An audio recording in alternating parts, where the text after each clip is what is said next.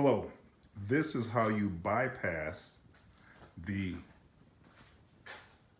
Craftsman 1/2 horsepower or any garage door that has the sensor that's been giving you trouble. As you can see, I took that sensor out and I took the other one out way over there. I'm going to show you how you bypass it without cutting any wires. First thing you have to do is take the sensor out of the bracket. The thumb screw, take it out. It is connected to the door with wires. You take your screwdriver and you pry the staples away from the wire. The wire runs up and across, and that's where the wires are right there. I did the same thing over there. Took the wire out with the staples, fed the wire all the way to the top up here. Then you get a Ziploc plastic bag. And I'll show you what I did.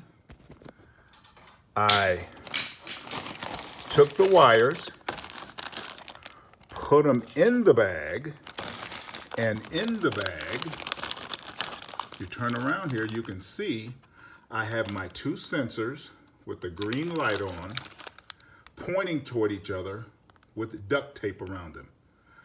I fed the wires here, put them in a bag, shut the bag, put them up here. Now I don't have any more sensor garage door issues. Sorry for the shaky video. All right. Once again, you need a screwdriver. Take the staples away from the wire. Feed the wire back across. Throw it over. There's one of the staples right there. Feed it across. Wrap the wire up from both sides. Take it up. I put it in the bag just in case it rains or something.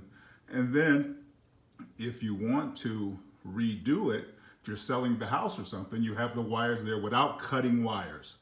Put the two sensors together. Now you don't have any issues with the sensors being a pain in the butt.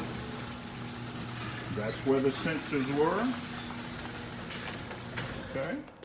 One on the other side. You can see that. I took them out. Anytime I want to shut the door now, I push the button. Door comes down. Works every time. Instead of cutting wires and trying to do a whole bunch of electronic stuff. Thank you.